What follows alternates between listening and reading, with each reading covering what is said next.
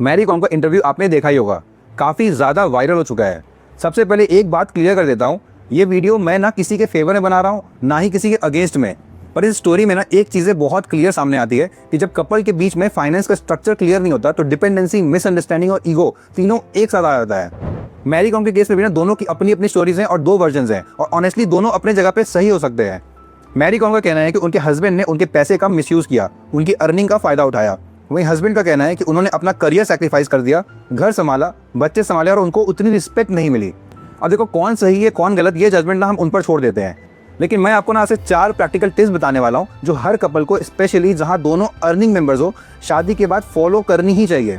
क्योंकि अगर आप ये चीज़ें फॉलो नहीं करोगे ना तो लाइफ के किसी न किसी स्टेज पर आपको ये सिचुएशन फेस करनी ही पड़ सकती है। पहला, चाहे आप सिंगल हो या कपल, इमरजेंसी फंड होना नॉन नेगोशिएबल है। इमरजेंसी कभी बता के नहीं आती, हेल्थ इशू हो, करियर प्रॉब्लम हो या रिलेशनशिप क्राइसिस, जब इमरजेंसी आती है ना तो डिपेंडेंसी भी आती है। इसीलिए कपल के पास कम से कम एक इमरजेंसी फंड जरूर होना चाहिए ताकि किसी और पर डिपेंडेंट ना रहना पड़े।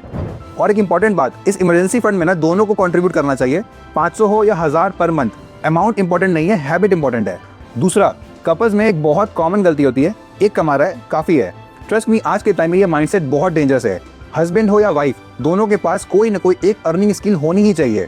भले ही आज आप काम नहीं कर रहे, पर स्किल ऐसी होनी चाहिए कि ज़रूरत पड़े तो आप खुद को सस्टेन कर सको। नंबर्स अलग अलग हो सकते हैं। मेट्रो सिटीज़ में कम से कम 25 से 30 हज़ार कमा पाने लायक स्किल होनी ही चाहिए, और नॉन मेट्रो सिटीज़ में 15 से 20 हज़ार। ये इसीलिए ज़रूरी है क्योंकि रिलेशनशिप में एक दूसरे को ये ना लगे कि कोई एहसान कर रहा है एक दूसरे के ऊपर।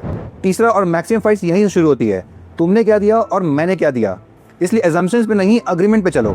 पहले डिसाइड करो डेली एक्सपेंसेस कौन हैंडल करेगा, रेंट, ईएमआई, स्कूल फीस कौन देगा, लाइफस्टाइल एक्सपेंसेस की लिमिट क्या होगी। देखो, दोनों की लाइफस्टाइल मैच होनी चाहिए। अगर एक बहुत स्पेंड करता हो और दूसरा बहुत कंट्रोल में रहता है ना तो कॉन्फ्लिक्ट आएगा ही आएगा। बैठ के बात करो और अपने मंथली नंबर्स को क्लियर रखो।